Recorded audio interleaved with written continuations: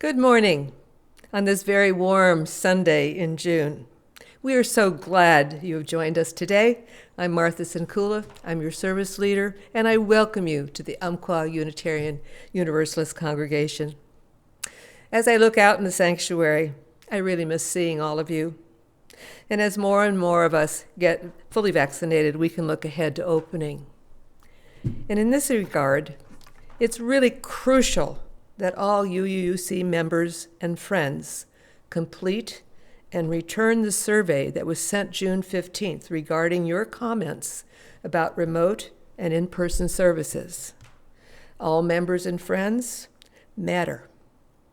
Please make sure your voices are heard. Return the survey. Please take 3 or 4 minutes. Return the survey. It is crucial to our decisions for the church. In the meantime, take a minute to check in with each other. Our speaker today is Michael Wheeler, our Director of Music, and he will be available for an after-sermon Zoom discussion. And it's on every Sunday. The check-in begins at 11:15 with conversation beginning at 11:30. And if you miss the after-service discussion, they are recorded. So just like our services, you can view them anytime on YouTube. Services are generally uploaded Saturday nights. In addition to services and discussions, we also have meditations and interviews. There's a lot to check out. Now, next week, on June 27th, we will be streaming live the closing ceremonies or closing service of our Unitarian Universalist Congregation's UUA. I don't have the time yet, but Michael will be sending you the link. Watch for the message and when it will be available. We thank Lucy Swangam and Michael Wheeler for their work on producing these videos of our services each week. Great job, guys.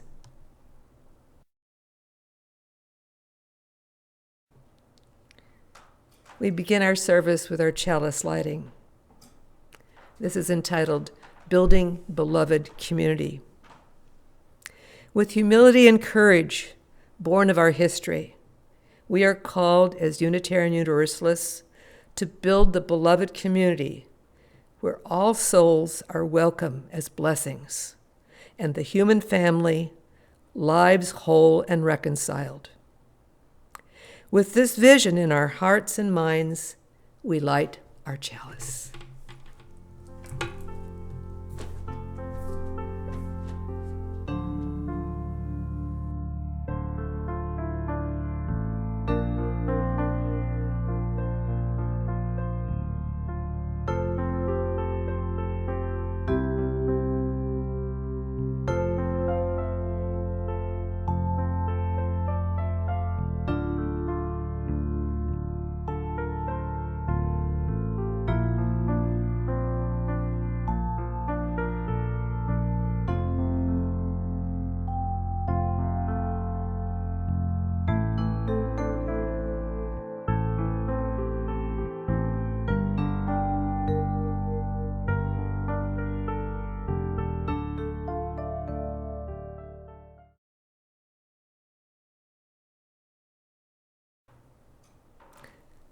Our opening words this morning are by Haile Selassie.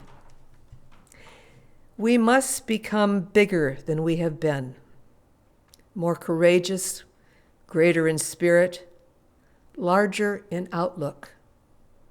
We must become members of a new race, overcoming petty prejudice, owing our ultimate allegiance not to nations, but to our fellow men within the human community.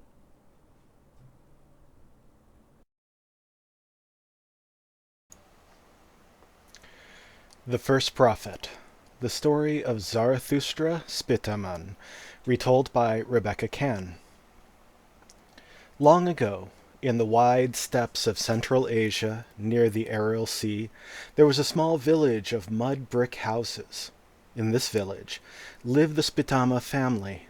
One day, on the 6th day of spring, a boy was born into this family. His parents named him Zarathustra. When Zarathustra was born, he did not cry, but laughed loudly. The midwives in the room were amazed, for they had never seen any baby laughing at birth. In the village lived an evil sorcerer who did not like baby Zarathustra. I have to destroy this child, he thought, for if he grows up, people will follow him, and I will lose all my power. The mean sorcerer went to Zarathustra's father, Purushapa, and complained, Purushapa, Spitama, I have come to warn you. Your son is a bad omen for our village because he laughed at birth like a demon. You have to kill him, or the gods will destroy our horses and crops. Purushapa did not want to harm his son, but the wicked sorcerer had put a spell on him, so he handed over his son to the wicked sorcerer. The next morning, the sorcerer made a large bonfire and put baby Zarathustra in the middle of the fire, but the fire didn't touch the baby. The evil sorcerer got very upset. Next time, the sorcerer took baby Zarathustra to a narrow valley and put him on the path of 1,000 running oxen, so that the oxen would trample him. But the lead ox noticed Zarathustra immediately, and stood over him, guarding him from the stampede. The evil sorcerer's second plan didn't work either. After a few months, the evil sorcerer thought of yet another plan. He put Zarathustra inside a she-wolf's den so that the wolf would eat him up. Instead, the wolf was kind and took care of Zarathustra until his mother, Dugdav, came to take him home. As soon as the evil sorcerer heard that little Zarathustra was still alive, he became so furious that he fell off his horse and died. When Zarathustra grew up, he often roamed the steppes wondering, who has made the sun and the stars in the sky? Who has made the moon wax and wane? Who has created the waters and the plants? Who has brought righteousness and kindness to people? One day, Zarathustra was sitting by a river and pondering, when a strange man appeared in front of him. The man was 10 feet tall, with a bright face and long curly hair, and wore a white silk robe. Zarathustra asked him who he was. The man answered, Zarathustra Spitama, I am Angel Vohuman. I have come to take you somewhere. The angel took Zarathustra's hand, and they flew up into the blue sky until they had reached a lighted place where it was so bright that at first Zarathustra could not see anything. When his eyes cleared, he saw 7 angels with glowing faces waiting for him. The angel said, Zarathustra, you have been chosen as God's messenger. Go tell the people to give up their false gods. There is only one God, Ahura Mazda, the wise Lord. He is the one who has created all the good things in the world, and he wants you to guide the people to righteousness. But how can I do that? I am neither a powerful king nor a warrior, Zarathustra protested. The angel answered, Use your wisdom and follow the good thoughts, good words, and good deeds. Zarathustra went home and told his fellow villagers about what he had seen. His family accepted his religion, but the priests in the village rejected him. They thought, why should we give up our gods? Why should we give up our ancient rituals?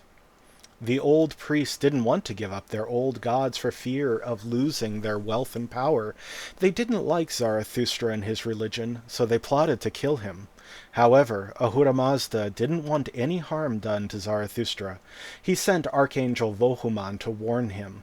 The archangel appeared to the prophet and said, Zarathustra, beware. Your fellow villagers are planning to kill you and your followers. Go away, or you will all perish.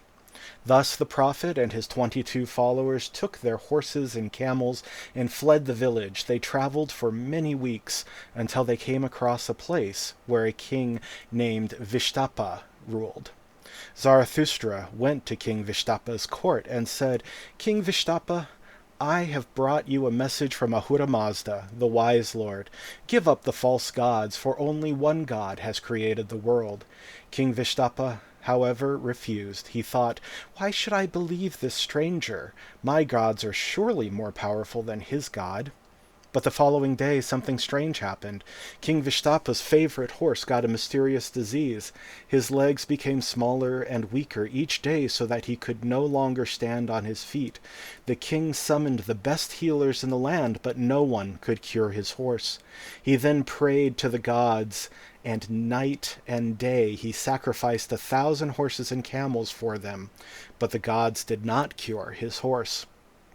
Zarathustra heard the news and went to the king and said, "I can cure your horse, but first you should grant my 4 wishes." King Vishtapa immediately agreed.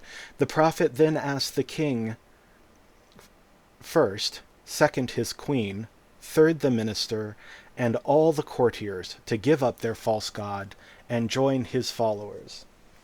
As Zarathustra's every wish was granted, the legs of the king's horse got healed one by one. When the townspeople found out that their king and queen had put aside their false gods, they joined the prophet too.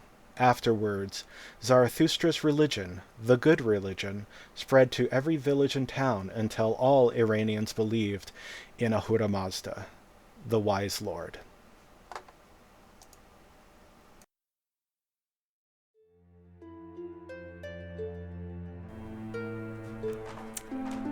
Now is the time in our service for reflection.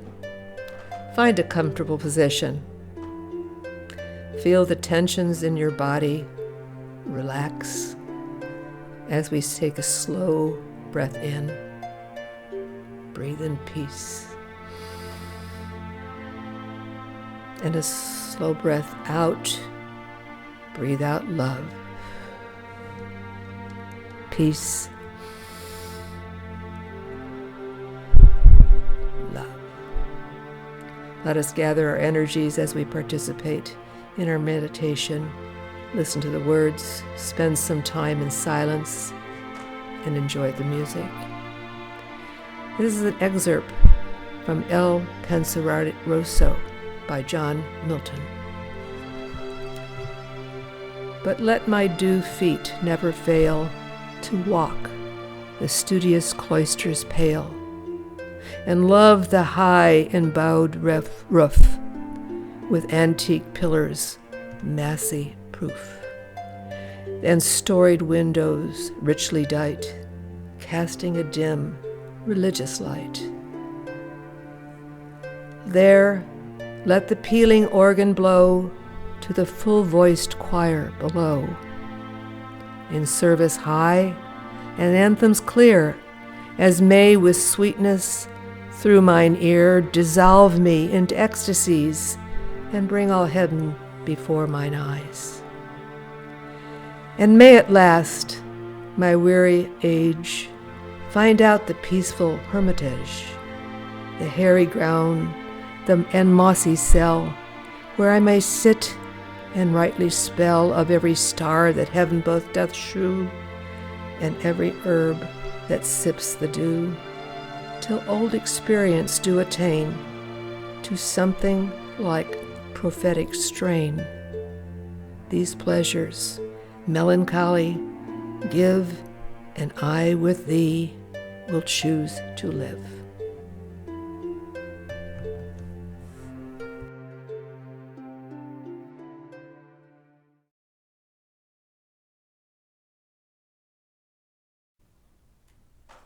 Our speaker today is Michael Wheeler, our director of music, who has lived in Oregon for over 10 years. And he is one who cares for humanity.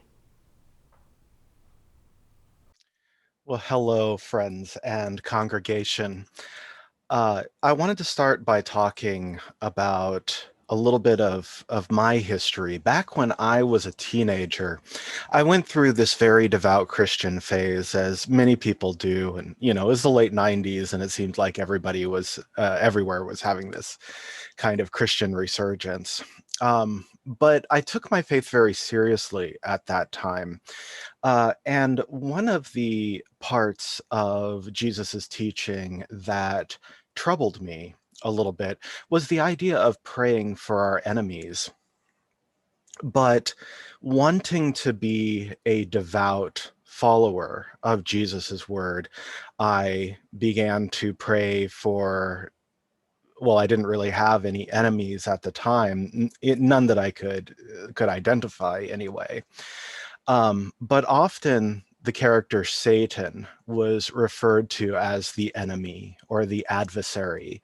And so I devoutly, every night in my prayers, I would always include a prayer for Satan, that he may be forgiven or to find peace or something like that. And I was thinking about that a lot in writing this talk. Now, of course, my theological beliefs now, which is something that we were talking about last time I got to speak to you, is that I don't actually believe in a literal Satan character. There are some religious people who believe that there are evil spirits or evil forces in the world that literally affect our lives because they are conscious beings. Now, if you are a believer in that line of thinking, I don't want you to take this as an affront. Things can be true in a literal sense and in a literary sense, but it is the latter that I tend to find the most wisdom.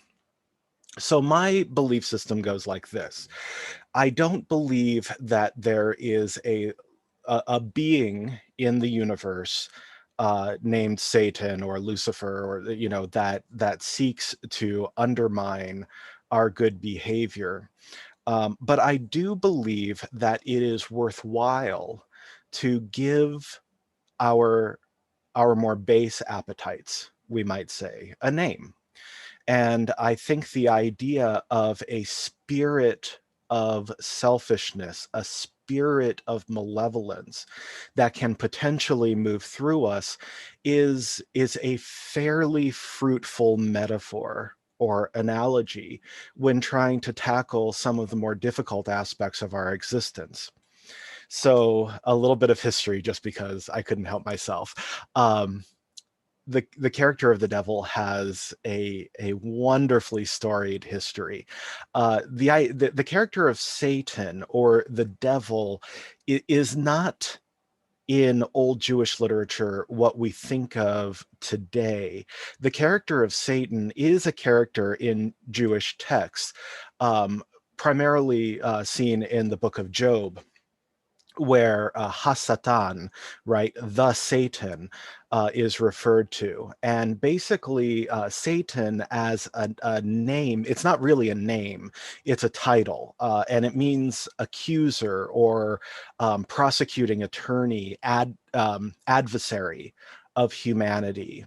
And that's where the title, which eventually becomes the name, comes from. And so in the story of Job, God grants Satan the the ability to put Job on trial to find out if he is truly as faithful as God seems to think that he is.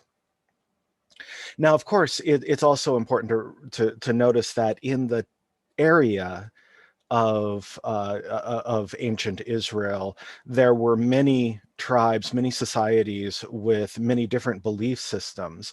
And what happened was a lot of the time, what would occur is that when the Jews would come in contact with a neighboring civilization, they would either accumulate the deities of those neighboring civilizations, and they would become angels or or lesser creatures in the heavenly order.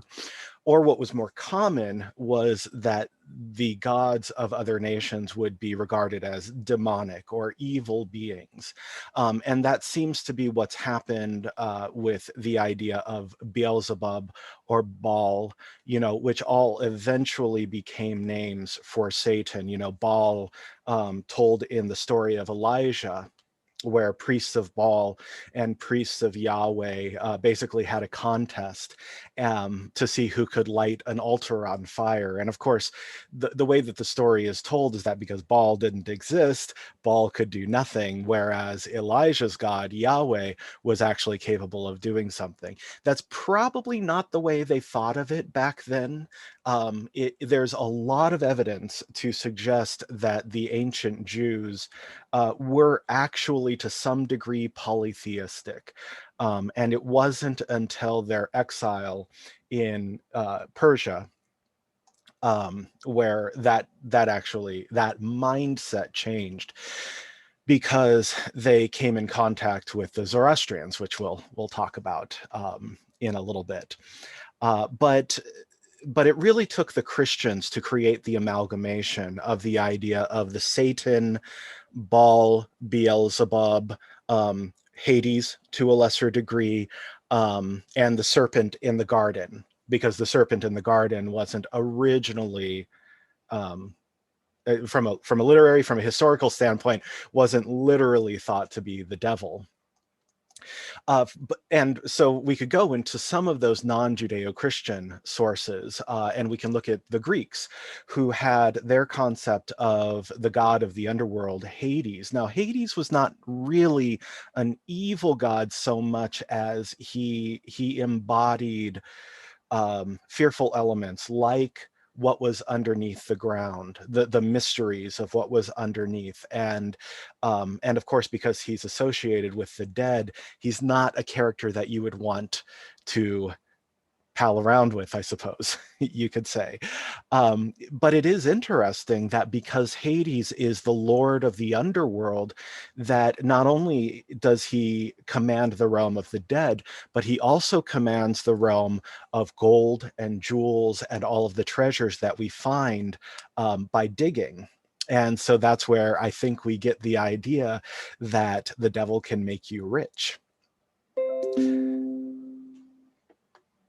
And so it's not hard to see in those great medieval paintings of St. George and the dragon, or the hero slaying the dragon motif that we have in fantasy art, that the dragon, which in the Bible is also a synonym for the devil, is the guardian of great treasures.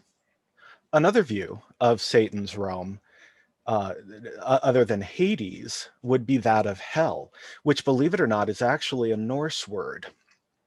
That hell was the underworld, a place of suffering and intense sorrow, and it's where liars and cowards would find themselves. There's stories of torture in the Norse hell, the Norse underworld, that you are, if you are a liar or a coward or somebody who breaks your oaths, that you are to be covered in salt and you have to wade through a river of rusty knives. Um, Quite an unpleasant thought when we when we think of it. Perhaps the most recognizable description of a Satan character, though, comes from the Zoroastrian tradition, and that is Angra Manu. And Angra Manu is the contrary path, right? It's my old Persian is not so great, but to the best of my understanding, that is the direct translation of the name, or a translation of the name Angra Manu. In Zoroastrianism, there's something called Spenta Manu, which is the correct path, the path of righteousness. Angra is also, unsurprisingly, comes from the same root word as our English word angry. Um, not hard to see there. And it's also not hard to see how the character of the devil in Jewish literature starts to take shape once they come in contact with Zoroastrianism. We ought not to forget that Cyrus the Great is referred to in the Old Testament as the Messiah, the Mashiach, right? Or if we were to use the Greek word, the Christ. You know, this idea that Jesus, being the only Christ, is not really supported by Bible scholarship, because there had been other people to receive that title of Messiah or Christ before that. And Cyrus the Great, who as best as we can understand, was a practicing Zoroastrianism, and Zoroastrianism was a religion that had a lot of influence um, during that Jewish time in exile, that time in Babylon. And if we were to look at the development of the Satan character in its Jewish mythological lines, uh, what you really, there's two primary sources. In On the Christian side, there's the Book of Revelations, but the Book of Revelation seems to draw heavily from the Book of Isaiah, which is a 7th and 8th century Jewish text. BCE, right? So roughly 600 to 700 years prior to our common era, this book of Isaiah was written, which has all of the trappings of the Satan character that we tend to think of today, the idea of like the war in heaven and the angel Lucifer, right? Which literally translates to the bringer of light, Lucifer. Um, it rebels against God and is thrown out of heaven. He's cast out of heaven. And from this standpoint, it's not hard for us to understand why the Satan character was so beloved of the Romantic poets like Shelley or Lord Byron, where they thought of Lucifer or Satan as the first rebel, the first individual who could stand up to power and say, no, I am not, I am not going to fall in line just because you are powerful. If you think about it, the Isaiah story read from a certain light could be seen as a challenge against the idea that might makes right. And also, if you were to look at the writings of the Romantics, we'll just call them the Romantics from here on out, when they're representing Satan as a character, often he's a lamentatious character. He doesn't understand why he's to blame for everything in humanity, which harkens back to this idea of the Angra Mainyu character in Zoroastrianism, where it is believed literally for those for those Zoroastrians who believe not in a literary Angra Mainyu, but in a literal Angra Mainyu. I have a friend, and he's he's a Zoroastrian priest. He's very, very adamant about this notion that evil coming from within the human heart, is a terrible lie, that as soon as humanity realizes that it is the spirit and the being Angra Mainyu, then we can progress as a people, as a species. Now, of course, he does not appreciate my point of view, where I believe that Satan or the devil or Angra Mainyu does dwell within us because we are physical beings with physical needs. And sometimes selfishness arises out of those physical desires or physical needs. We can talk about that, well, right now, because let's consider for a second that we would have complete and utter control over our appetites, right? We could make a decision to never do anything harmful ever again, just by sheer will deciding, and it would never be an issue. Imagine the problems that would solve if that were the case. Take adultery, for instance. Now, the men who cheat on their wives, I don't believe the majority of them are out to harm their spouses. What's happening is they are giving in to selfish desires and then being deceitful to cover that up so that their wives or significant others are not harmed. And by the way, it's not just men that cheat either. Think about the number of women, by some estimates, between 3 and 30% of all children have been raised by men who are not their fathers, while they believed them to be that, right? It's the idea of the cuckoldress, that she gets pregnant and lies about that pregnancy and has a man who is not the father raising a child. Now, modern DNA testing has brought a lot of this out to light, and because of that, it's destroyed a lot of lives. Think about physically harmful actions. Think about one thing in the Derek Chauvin trial that we all witnessed just a few months ago, was that we all got an education on the degrees of murder. And there was a lot of debate online in different legal communities as to whether or not Derek Chauvin was guilty of third-degree murder or manslaughter. Now, a lot of us who don't have legal degrees or haven't done legal study, we've never really been clear on what the difference between that was. So, as I understand it, third-degree murder is you intended to do harm, but you did not intend to kill. But as a result of you doing harm, then a person died. As opposed to manslaughter, which is you did not intend to do harm, but the carelessness of your actions caused somebody to die.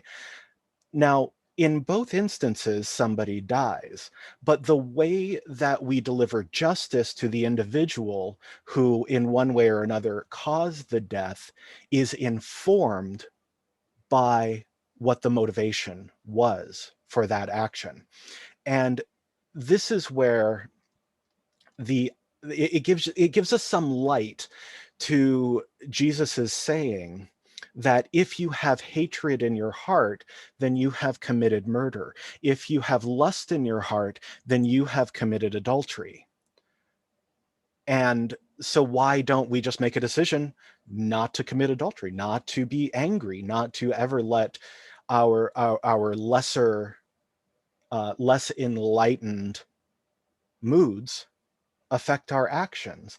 Well, that would be wonderful. And I think one of the purposes of having a philosophical or a religious education is to learn ways to explore your mind in order to transcend some of these more base appetites. I keep using that word. But it's not like a lock that we just switch and we never have to deal with it again. Because I would say, who among us has never had anger in their hearts? And I would go a step further to say, who among us who has never fantasized about doing harm to another person, right? Who among us has never given in to selfish behavior and then hurt somebody as a result of that selfish behavior? And I think this is what keeps us in line, because we can imagine the punishment for negative actions. We can imagine the result that happens when we do, say, antisocial behavior. And it's not necessarily punishment on behalf of the state. We are capable of seeing the hurt in people's eyes when we don't behave accordingly. Um, and to a large degree, empathy, right? The ability to feel what somebody else is feeling, uh, thankfully makes it at least difficult to hurt other people. But imagine that you lived in a world without consequences. Imagine that not only do you lack empathy, but also you have all of the power in the world to extract your most base desires. And what do we have?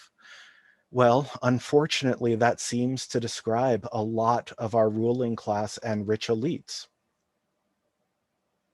So many of us are tethered to good behavior, not necessarily because we are so righteous and upright, but because we do not have the power to exact our will consequence free.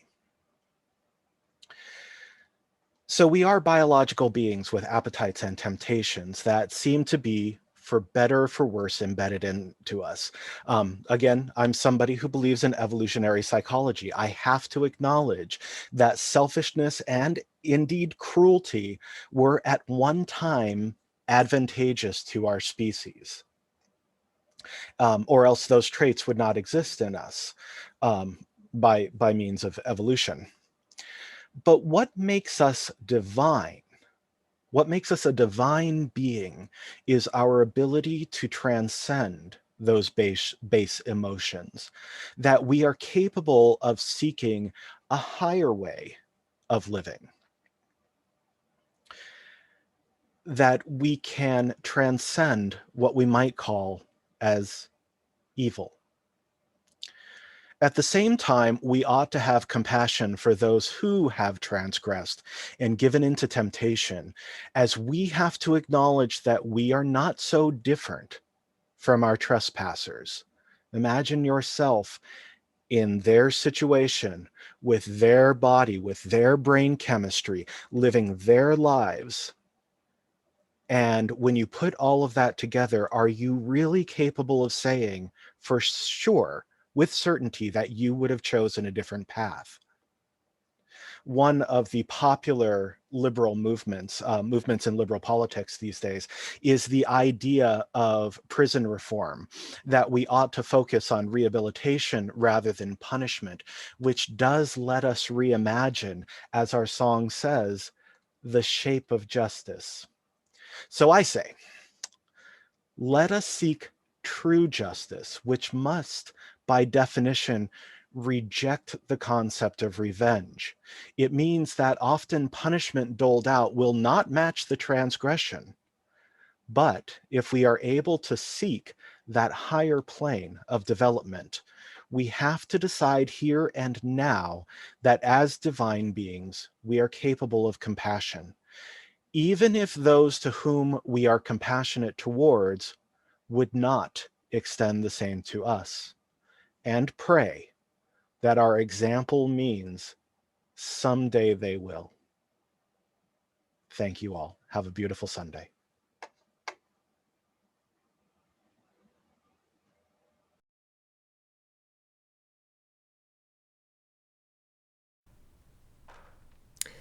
Our closing words this morning are by Helen Keller.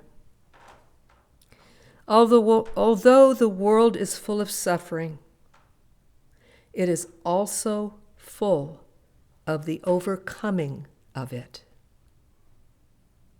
Go now in peace, and blessed be.